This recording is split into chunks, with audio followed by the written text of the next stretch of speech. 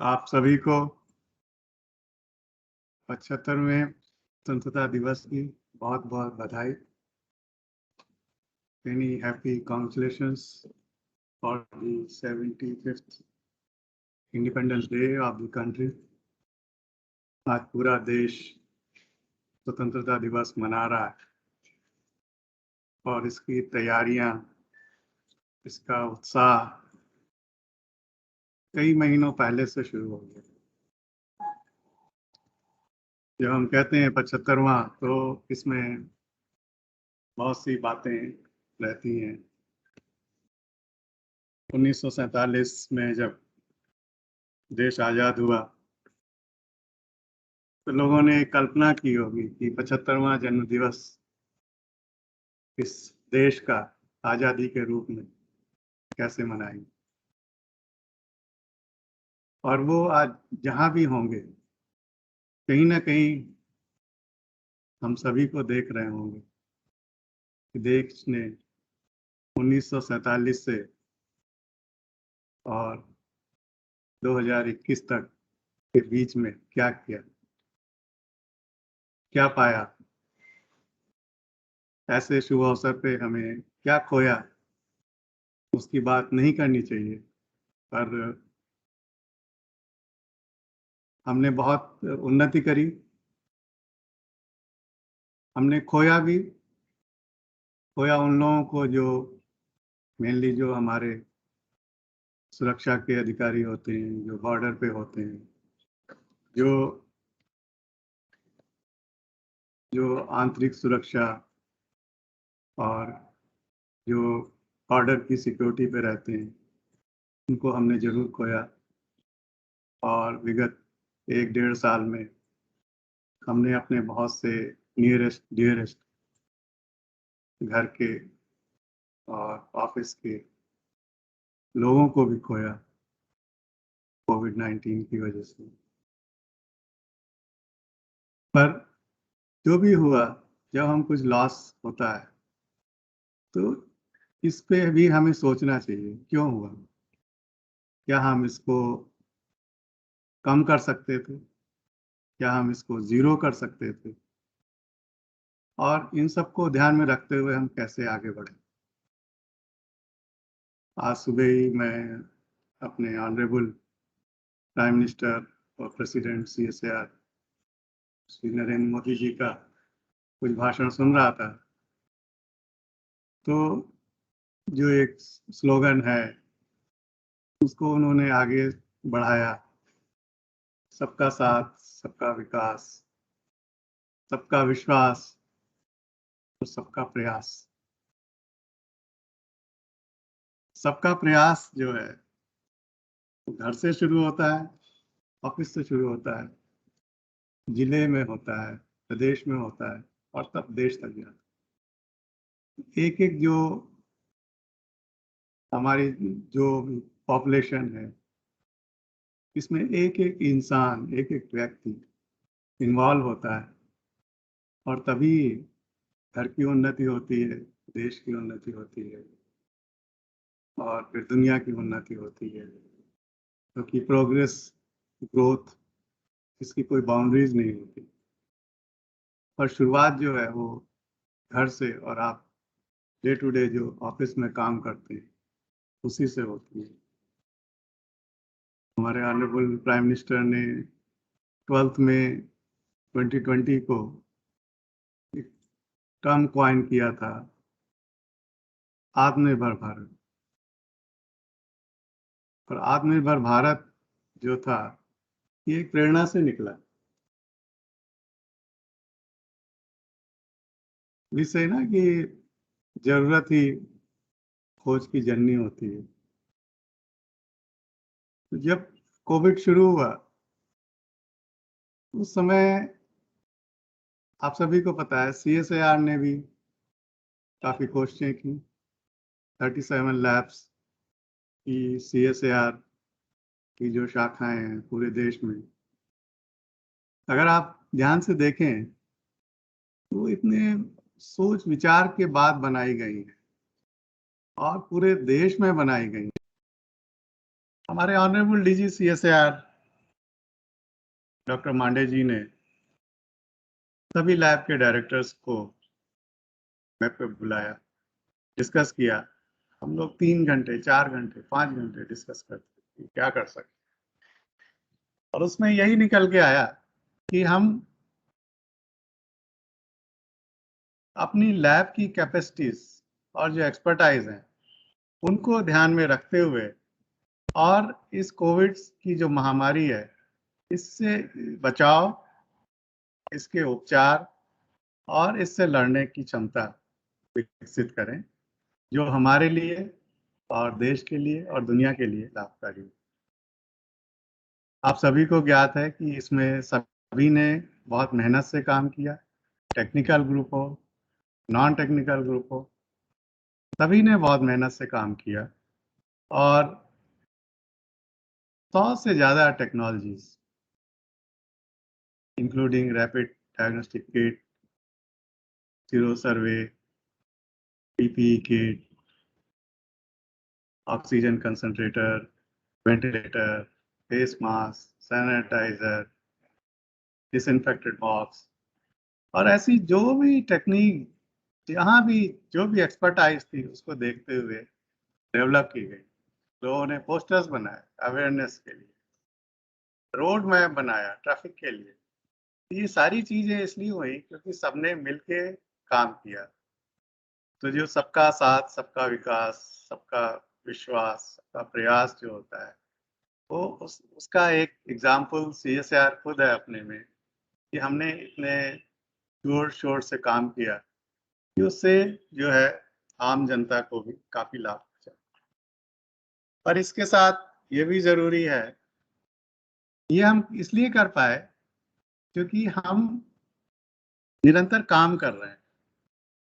अपनी जो देश की समस्याएं हैं, जो सोसाइटी की प्रॉब्लम्स हैं, उनको देखते हुए काम कर रहे हैं।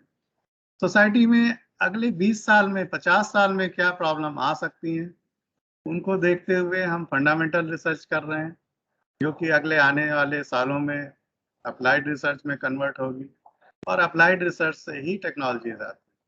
तो दोनों का जो एक आयाम है, फंडामेंटल रिसर्च और टेक्नोलॉजी डेवलपमेंट, इसको एक बैलेंस में बनाते हुए जो हमें करना चाहिए, शायद हम बहुत अच्छी तरह से कर रहे हैं। और इसमें हमारा जो अपना इंस्टीट्यूट है, CSIR advance materials process research institute, इसकी बहुत अहम भूमिका है क्योंकि हम इंजीनियरिंग मटेरियल्स लैब को बिलोंग करते हैं, इंजीनियरिंग क्लस्टर को बिलोंग करते हैं और हमें फंडामेंटल नॉलेज जो हम इंजीनियरिंग साइड में उसका इस्तेमाल करते हैं। तो ये बहुत अच्छा एक संगम है हमारे यहाँ वैज्ञानिकों का और जो साथ में लोग काम कर रहे हैं, टेक्निकल नॉन टेक्निकल सभी का, कि ये लैब एक तरह से बहुत ही यूनिक लैब है जहाँ की हम हर तरह का काम कर सकते हैं। जब जरूरत हुई, कोविड का समय आया, हमने एम्स के साथ भी काम करना शुरू किया। हमारे डिसइंफेक्टेड बॉक्सेस का जो टेस्टिंग थी वो एम्स में हुई, हमें उनका धन्यवाद बोलना चाहिए। हमने उनके साथ प्रोजेक्ट प्रपोजल लिखा और वो प्रोजेक्ट प्रपोजल अप्रूव हो गया विद इन नो टाइम और उस पर हम काम कर रहे हैं। तो ज़रूरत के हिसाब से हमारा जो काम का जो तरीका था वो थोड़ा बदला, पर उस बीच में कहीं ना कहीं जो हमारा जो कोर एरिया इंजीनियरिंग मटेरियल्स, उसको हमने नहीं छोड़ा। तो ये बहुत अच्छी बात है, आप लोगों की मेहनत से हुआ है और इसको आगे बढ़ाते रहिए। और मैंने कहा कि जो प्रोग्रेस हो रही है इंटरनेशनल लेवल पे, उसको भी हमें इम्प्लीमेंट करते रहना है। और इसमें मैं ज़रूर कहूँगा कि जब हम कहते हैं आत्मनिर्भर भारत, क्योंकि महात्मा गांधी जी ने भी कहा था self reliance is the success for the nation, उसको जब हमारे आदरणीय प्रधानमंत्री जी ने फिर से दोहराया आत्मनिर्भर भारत, तो इसमें ज़रूरत ये भी है कि जो इंटरनेशनल लेवल पे जो प्रोग्रेस हो रही है, जो आयाम बनाए जा रहे हैं, उनसे हम उनके साथ हम चलें, कंधे से कंधा। और इसमें बहुत ज़रूरी है ऑटोमेशन, डिजिटाइजेशन, आत्मनिर्भर भारत को अगर आप देखिए तो उसमें सबसे पहला फैक्टर इकोनॉमी आता है। Economy, infrastructure, demography, demand and system. Demand also incorporates supply chain.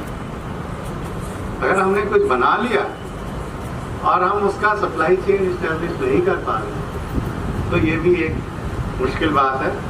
ज़रूरत में सभी को सब कुछ मिलना चाहिए और वो भी हमारी ही रिस्पॉन्सिबिलिटी है। तो ये जो 5 आयाम है, 5 पिलर्स ऑफ आत्मनिर्भर Bharat, economy, infrastructure, demography, demand, system,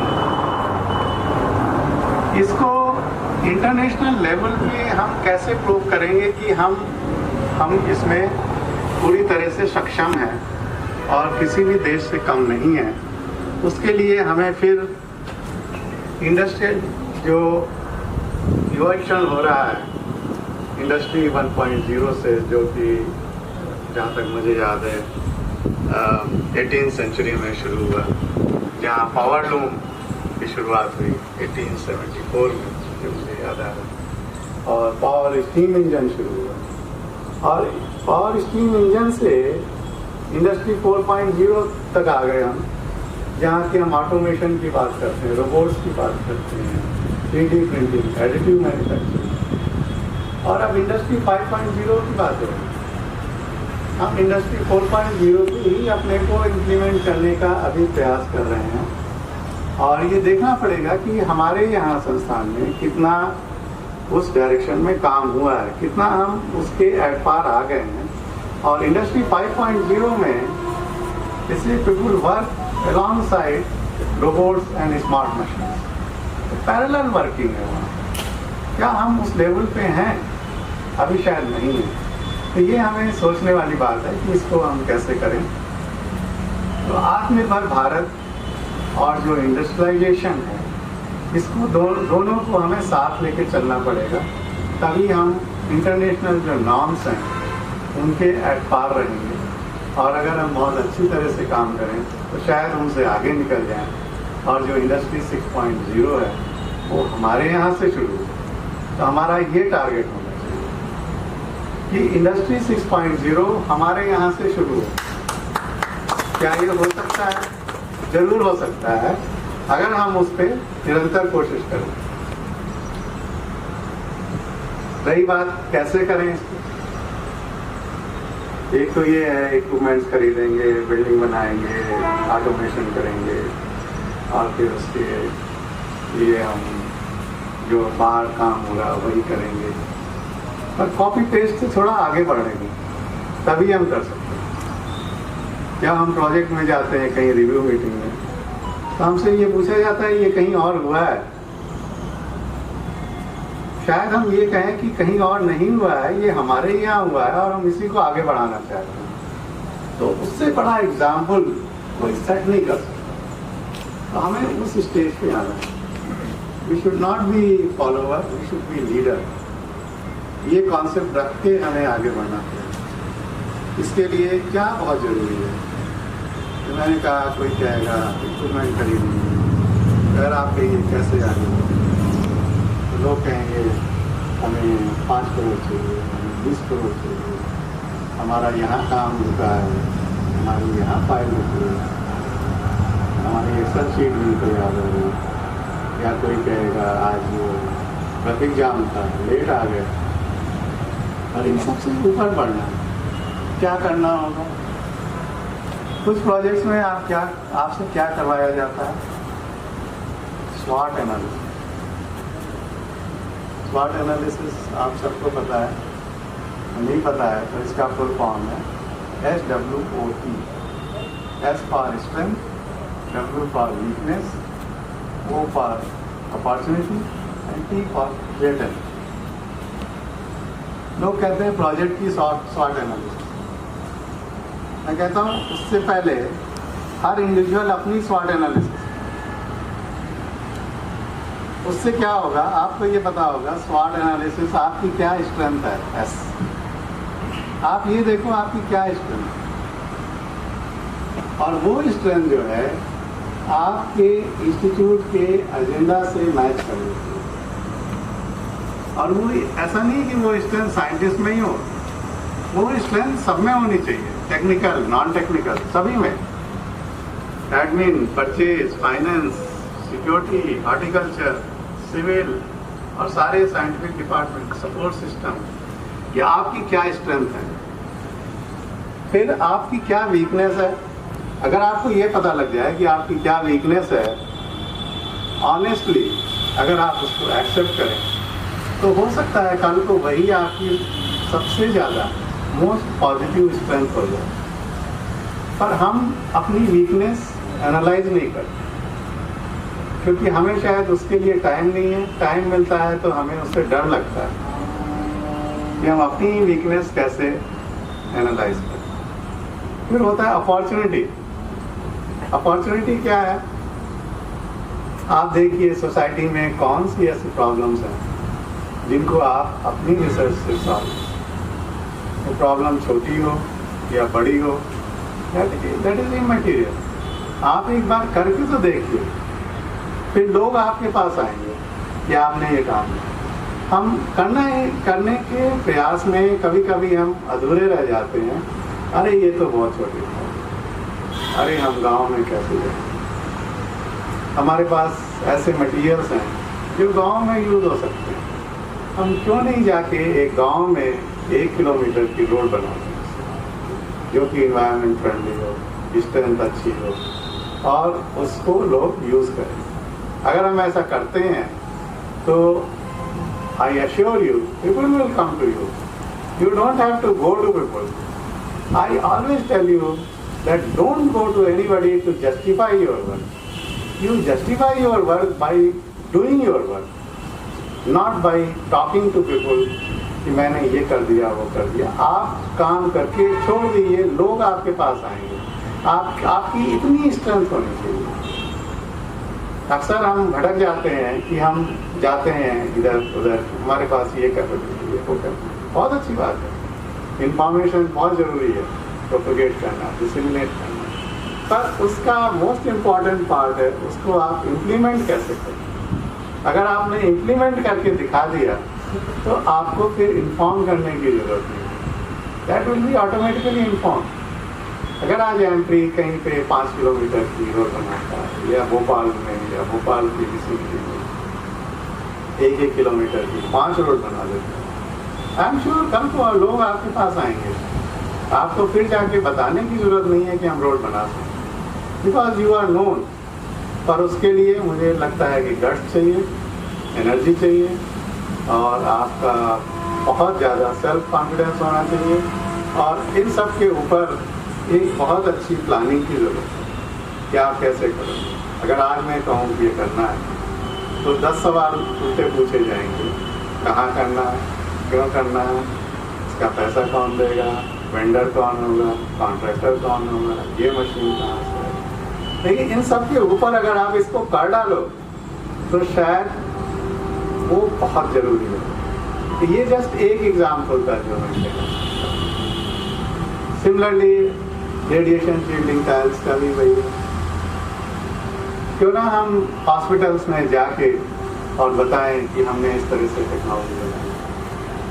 क्यों ना हमने एक एग्जाम्पल क्रिएट किया अहमदनगर में, हम ऐसे 10 एग्जाम्पल अभी तक क्यों नहीं क्रिएट कर पाए।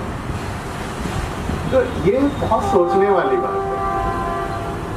हमने क्यों 2 साल पहले जब एक एग्जाम्पल बनाया अहमदनगर में, हम क्यों इंडस्ट्री पे वेट कर रहे हैं, हम क्यों ना उसी एग्जाम्पल को उसी तरीके से 10 और जगह अब तक रिपीट कर क्यों नहीं करते। तो इसको कहते हैं स्ट्रेंथ है हमारे पास कि हम टाइल्स बना सकते, रेडिएशन शील्डिंग टाइल्स। लेकिन वीकनेस क्या है कि हम उसको इम्प्लीमेंट नहीं कर पा रहे। अपॉर्चुनिटी क्या है? अपॉर्चुनिटी है कि नए हॉस्पिटल्स बन रहे हैं, गवर्नमेंट भी बन रहे हैं, प्राइवेट भी बन रहे हैं, हॉस्पिटल्स की ज़रूरत भी है और इस तरह की रेडिएशन शील्डिंग टाइल्स की भी ज़रूरत है, जिससे इम्पोर्ट सब्सिट्यूट जो है वो कम होगा इम्पोर्ट सब्स्टिट्यूट कम होगा तो हम डेफिनेटली हम आत्मनिर्भर भारत में कंट्रीब्यूट कर रहे हैं। सारी चीज़ें हैं। थ्रेट क्या है? थ्रेट यही है कि इम्पोर्ट सब्स्टिट्यूट हम कम नहीं कर पा रहे हैं, हम अभी भी बाहर से ला रहे हैं मटेरियल, और अगर किसी और ने ऐसे ही रेडिएशन फील्डिंग डेवलप कर ली तो हमारी जो टेक्नोलॉजी इसकी value not in the terms of money but in the terms of use हो सकता है ज़ीरो हो जाए। तो उससे पहले कि कोई और इसको डेवलप करे, हमें इस टेक्नोलॉजी को और आगे बढ़ाना चाहिए। थर्ड एग्जाम्पल मैं दूंगा, मैं सारे एग्जाम्पल नहीं दे सकता, लेकिन जो थर्ड मेरे दिमाग में भी आ रहा है वो है bamboo composite, alternate for would. ऐसे ही पराली बर्निंग का इशू जो 3-4 साल पहले हमने टेकअप किया, वो भी ऐसे ही है। और फिर हमारा जो water filter, similarly disinfectant box और बहुत सी चीज़ें जो हम कर रहे हैं। हमारे पास रूरल टेक्नोलॉजी का एक सेपरेट डिपार्टमेंट है, पर कितने जो हमारे जो दूसरे डिपार्टमेंट के टेक्नोलॉजी डेवलपर्स, कितने लोग रूरल टेक्नोलॉजी डिपार्टमेंट के हेड से जाके मिलते हैं और कहते हैं कि आप हमारी टेक्नोलॉजी को रूरल एरियाज में इम्प्लीमेंट करिए, और अगर करना है तो कैसे करें। मुझे नहीं लगता कोई भी एटलीस्ट मेरे समय में 4 साल में गया होगा रूरल टेक्नोलॉजी के हेड के पास और इस तरह से डिस्कस किया। मेरी नॉलेज में तो नहीं। अगर हुआ है तो बहुत अच्छा है, अगर नहीं हुआ है तो इसको हमें शुरू करना चाहिए। Integration with in the departments, just not only for writing papers, not only for submission of proposals, not for only writing patents, but not for only developing technologies, but how to implement all these things. अगर आप implement नहीं करते हैं तो आपका ये जो पिछले जो 4 आउटपुट हैं, इनकी वैल्यू, इनका जो इवेल्युएशन है वो बहुत ही लो ग्रेड का होगा। लो ग्रेड का सेंस, मैं जो प्रमोशन है उसको तो मैं सक्सेस में मानता ही नहीं। That is part of the process. आपने अच्छा काम किया, आपको प्रमोशन मिल जाता है, but you have to think something beyond that कि हम क्या कर सकते हैं। इतनी कैपेबिलिटीज है, इतने फोकस लोग हैं। आप कह सकते हो हमारे पास मैन पावर कम है।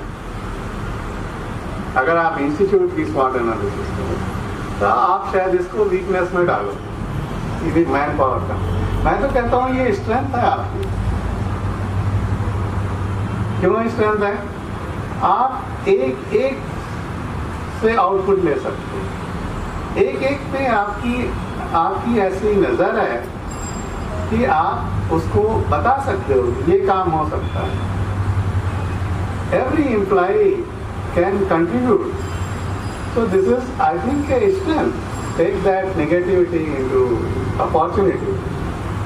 और मैन पावर की कमी तो it's like a never ending process भी होता है। एक आदमी 10 काम एक दिन में कर सकता है। मैन पावर आ जाएगी, उसकी एफिशिएंसी कम होगी, 10 की जगह वो 5 करेगा अगर 2 होंगे। फिर उसमें दूसरी बात भी होगी, कंपटीशन होगा। इसने तो 3 ही काम किए, तो मैं क्यों अपने 5 काम करूँ, मैं 2 ही करूँगा।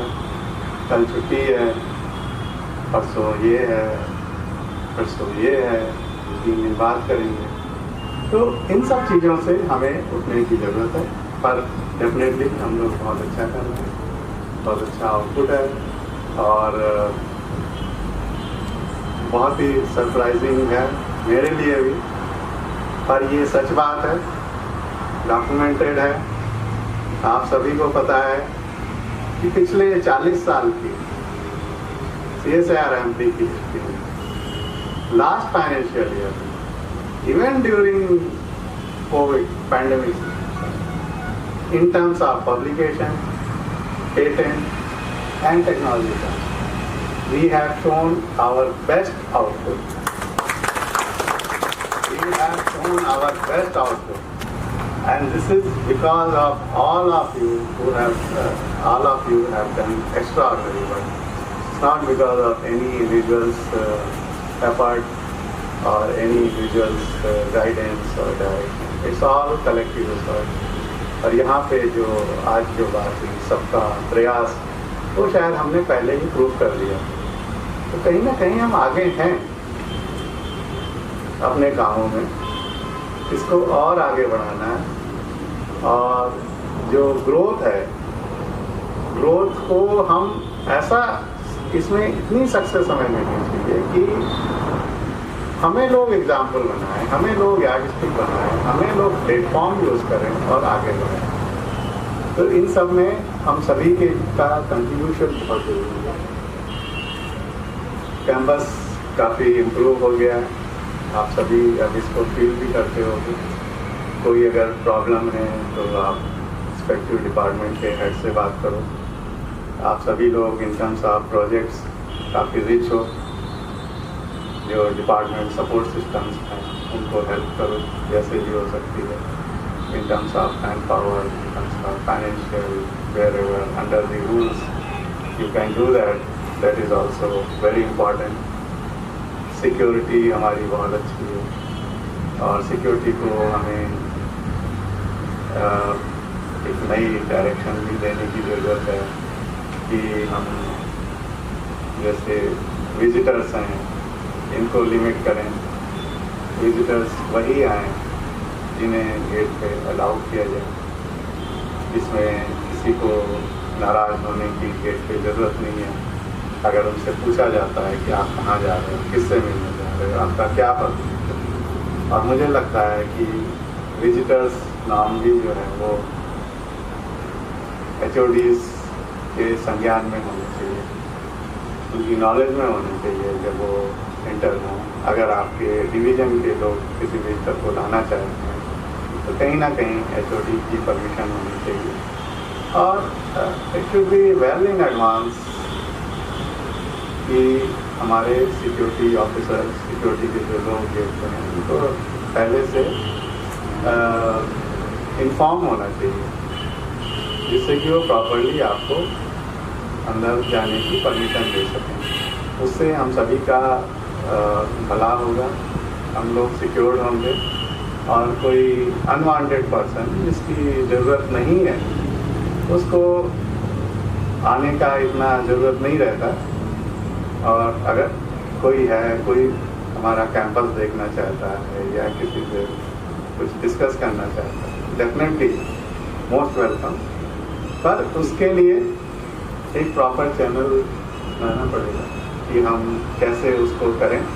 हो सकता है कि हम एक दिन पहले हमें इंफॉर्मेशन देनी है या कोई इमरजेंसी में आ रहा है तो उसके भी तरीके हैं, पर ये एक प्रॉपर वे में होना चाहिए।